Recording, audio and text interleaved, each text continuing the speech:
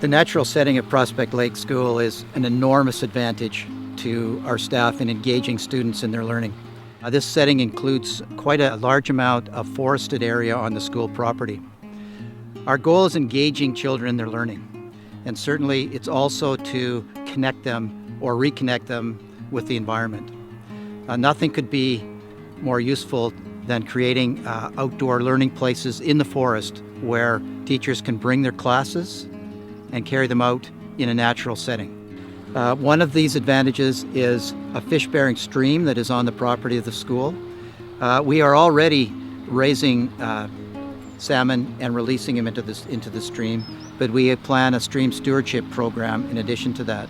One of the things that we noticed about Prospect is we had kids going out to this forest area, coming back into the school with their hands mucky, their clothes dirty, and we thought, what do we need to do to sort of make better use of this area here other than to play in the mud? And so a number of us who've been here a while went, wow, this Prospect Lake is so close to all these environmental amenities that we thought, wouldn't it be nice to open up this area back here and have the kids go into that forest area. And another staff member said, yeah, why don't we start having gardens here and have the kids, learn how plants and stuff is grown and stuff like that. So it all came out about just going, how can we best use this land of Prospect Lake? It's a way to connect to our community at large, to the different farmers, and we live in amongst a rural agricultural setting. How can we sort of mimic that and learn from that? So to that end, we've designed this garden center, so each classroom will have their own learning bed, and we're creating paths and easier access to our stream. Kids have been involved in inquiry projects, wondering about how do you know a stream is healthy and what is a healthy stream, as well as working with our First Nations elder who's helping us understand the First Nations way of knowing.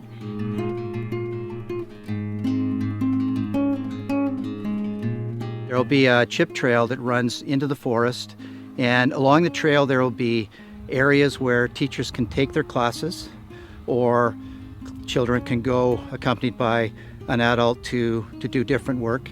The trail will move along the edge of the fish-bearing stream, being respectful of the riparian zone, but it will be an area that we're going to have a stream stewardship program going.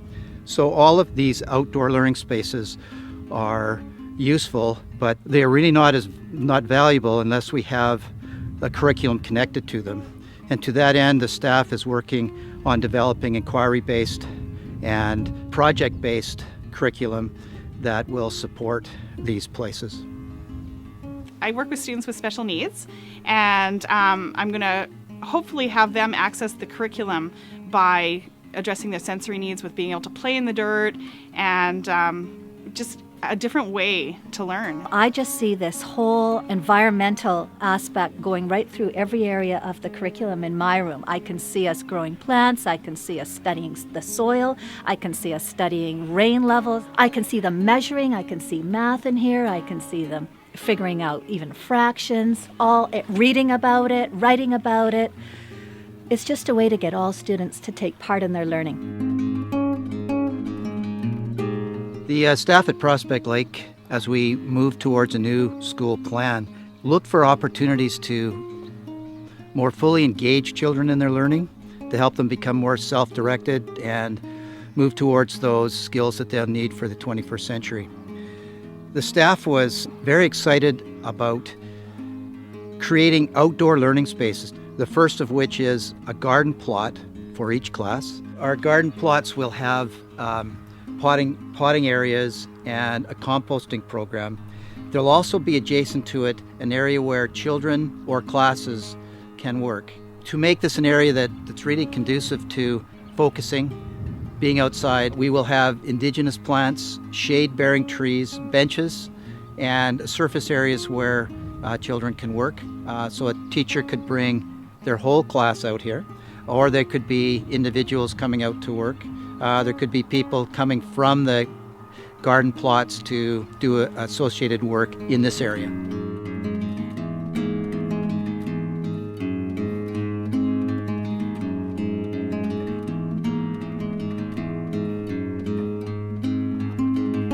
find when I take my class outside and they get to be in charge of their own learning, those two pieces really helps them be more engaged in their learning. What we're gonna do is we're gonna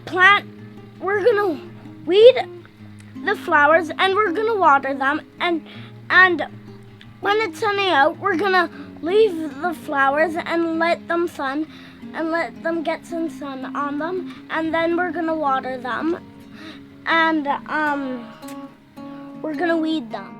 I've never really had a garden, but having this one is going to be really cool. This garden inspired me to make a garden at home with my brother and sister. Next year, some of us are going off to middle school, and if we come back here with, if for our sisters and brothers, we'll be able to see it and be able to know, wow, I built that garden. I really like that point too, because I think we're building this garden for our school, but also for our community. I'm excited about the new garden that we're putting up, and I started a garden at home. Me and my mom love to garden, and because of this, I'm thinking of maybe making my own garden that I can work on at home. And then being that we're learning about the garden soon, then I could take back what I learned and then find some plants that I could grow. One of the things we're talking about too is food that we have to import in, and the cost of food, and we're looking at that cost compared to eating and growing locally. So we're learning about what local plants we can grow, and hopefully we're going to harvest some before the end of June and eat them. Play for primary children in school is the basis of learning. Our kindergarten program is play-based, and to support that, one of our outdoor learning places is a natural playground. And so there'll be a combination of sand, driftwood, levels, different objects for children to move. There will be areas where they can play on large boulders and stumps. All of that will be along the margin of the forest to complement what we are putting into our playground. I think it's going to be pretty fun that we can explore with the environment and see how it works. It's good for the environment. It's a nature playground that you would be playing on instead of like a regular playground like that one. It also makes it a lot more fun because you're not in a classroom and you're outside, and it just gives you more space to learn. And then you're actually with nature instead of in the classroom having to look out the window. You're actually right there. The outdoors is engaging children in wanting to come into the library and learn more, look up questions and inquiry projects on the internet, and use all the media that are available in the library. You're not having all of the discipline problems, the distraction, the loss of focus. They have something that's real and that's engaging all their senses. Outside, it just seems to happen naturally. Parents are definitely on board because they see the value in their own lives. I'm quite excited about what we've undertaken this year, and for me, it truly is the representation of why this school is such a wonderful place. It's really about the coming together of all the different partners, the school district, the school staff, and the parents and the kids, where we're able to dream and create a vision together and have everyone